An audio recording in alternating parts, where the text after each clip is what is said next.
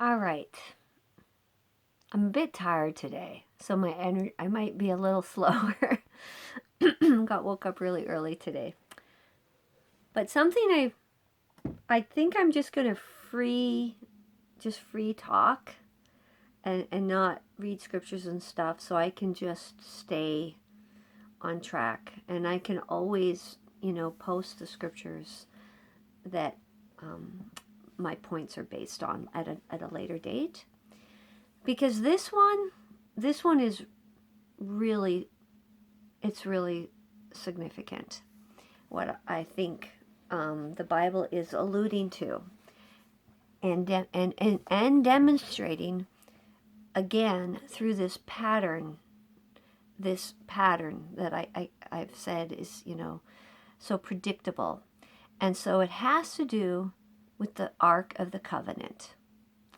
And so what I noticed when I was doing my, this chart that I showed a few times, okay? It's kind of linked here. This is sort of how I stumbled on this point I'm making. Is that with the story of the Ark of the Covenant isn't the first Ark, because there was Noah's Ark. And what is interesting is the Ark is connected to the story of Adam and Eve being kicked out of the and out of this garden and into the wilderness. And in this place of the wilderness, where mankind now was, all this wickedness happened, and the decay, violence, and was happening. And Noah was motivated, encouraged to build this ark that was supposed to be used to carry life through this water event. So the ark it was used to preserve life. So from the one paradigm, as that paradigm was changing and the violence and the wickedness was being destroyed according to the story, and then this ark kept all those living beings alive, and they landed in a new paradigm that they were able to then flourish. Okay, and so then we have the next ark is the Ark of the Covenant.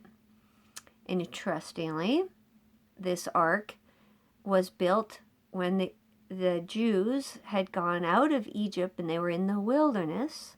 And then this Ark of the Covenant got built in the wilderness, and the stone tablets with the law were written, the Ten Commandments, and they were put in that ark.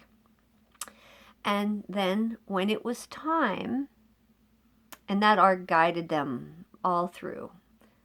But when it was time for them to cross the Jordan River, was noteworthy, is the priests with poles. The ark was only supposed to be carried by individuals and men, and they were to rest it on their shoulder. And then as the priests, these 4 men, or I don't know, maybe more, carried this ark, that at the time the river it was like the rainy season and the river was high. And it said that as they stepped into the water receded. So as they took action and stepped forward, the water receded. And it was first the priests that entered that water. And then they walked in, and then the river dried. And then the rest of the people were able to walk across on dry ground. Okay, so then I started looking again in this way. I try to look for patterns and connections and trends.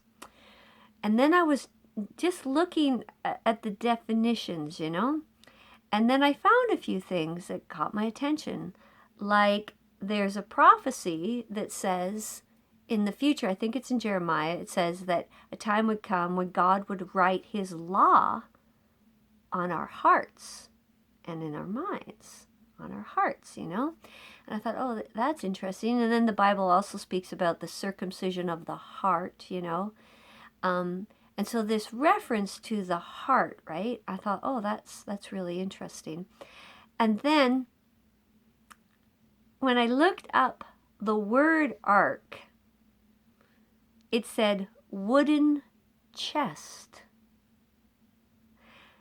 And the word chest, we use that to describe our body, where our heart is. It's in our chest.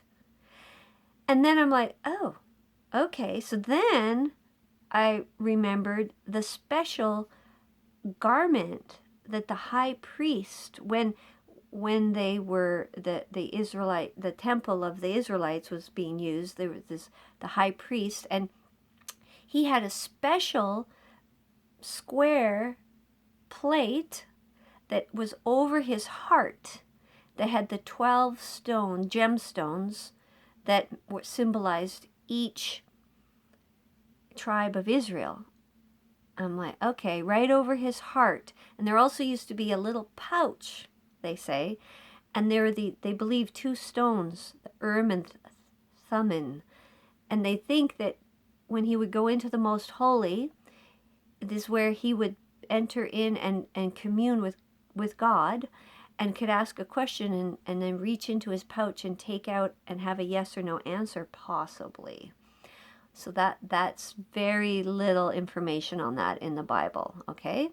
Okay, so the stones on the heart here, and it's a square, well, that's connected to New Jerusalem. New Jerusalem is a perfect cube. Okay, it's a 3-dimensional perfect cube, and it says that it has 12 foundation stones, which are the apostles, and 12 pearl gates, which symbolize. So there's this connection of these gemstones and pearls and people and having their names. And then, well, what does it say? It says that believers are living stones. Living stones. Okay, I'm getting to a point here. Take all of that. Okay, just hold that. And think about some of these theories about manifestation. That there's evidence, more and more evidence, that there is a living, intelligent response to our state of being. Okay? Wow. A living, intelligent response that we can witness in our reality, which we would say is from God, or the intelligence of the unit, the living intelligence of the quantum field is responding to our state of being. And is reality itself being created through every individual? Is that to be a living stone? When we start becoming more and more conscious, more aware, taking ownership and responsibility for the thoughts we think and the feelings we feel and the actions, do we start getting, are we now contributing to the construction of the next moments of a better reality? Wow. So, how is that happening? Well, going back to the heart and the Ark of the Covenant, and the priests when they walked into the water carrying this ark. Well, if the law is written on our hearts, is the Bible, and I believe it is, the Bible in these very ancient prophecies were foretelling the moment of spiritual awakening that would happen en masse on the planet. And we connect to the invisible through our heart because we can feel it. We can think a thought and we can go, well, our intellect might want to tell us, is it good or bad? But we can feel it. We can feel when it's good. It picks us up. There's a zip. There's energy. We can feel if it's right. And then we can go with that. And so then I'm thinking, each one of us are like a fractal. It's like the ark has gotten smaller in time. See, first it was one big ark, Noah's Ark, huge. And then it was down to a big, big box that it required 4 men to carry. But is it now, since Jesus, been reduced down to each one of us in personal relationship with our Creator as we understand the Creator to be, and that we can enter into this most sacred connection through our heart? And is the water, get a load of this, is the water this a symbol for the quantum field of all potentialities? Is it that we navigate through the quantum field of all possibilities when we begin to understand these dynamic principles of balancing the physical and the spiritual, and we carry with great clarity in our heart love, love.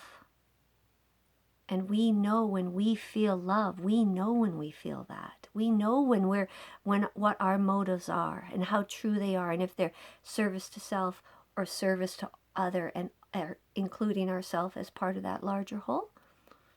And is that how we are to navigate the transition between these paradigms of one of bondage and mental servitude and, everything that this world represents, to another paradigm where we realize the equality of all, the sovereignty, and and we're awakening to this incredible realization that there is an actual, tangible, interactive relationship with the universe, or God as we understand Him?